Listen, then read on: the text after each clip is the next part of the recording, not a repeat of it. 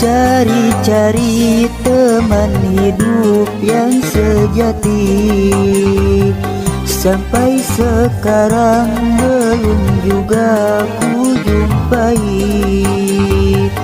Ku ingin menikah cukup hanya sekali, rukun bahagia sampai anak cucu nanti.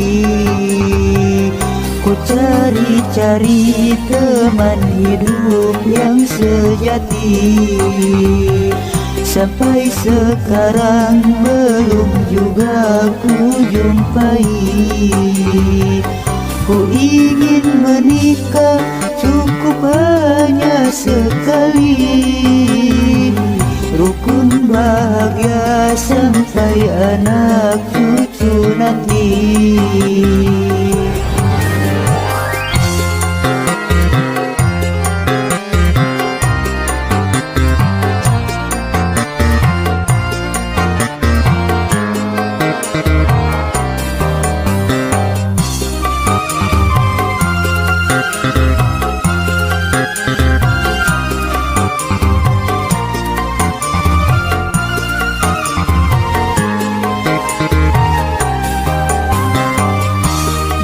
Dalam doa malamku, aku mohon pada Allah, semoga nanti jodohku dia yang sayang padaku.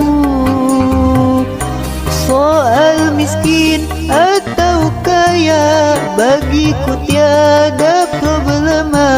Yang penting ia setia, beriman serta bertakwa. Kini telah ku dapati seorang teman sejati, dia cantik dan berbudi, putrinya seorang kiai. Ku cari-cari teman hidup yang sejati, sampai sekarang belum juga ku jumpai. Ku ingin menikah cukup hanya sekali, rukun bahagia sampai anak cucu nanti.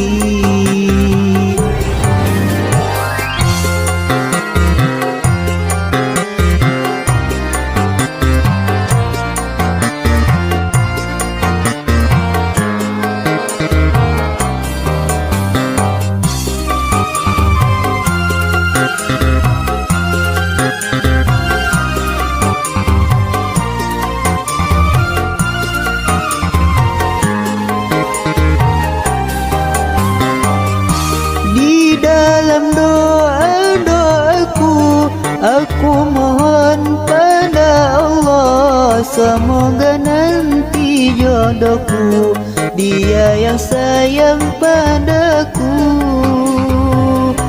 Soal miskin atau kaya, bagiku tiada problema.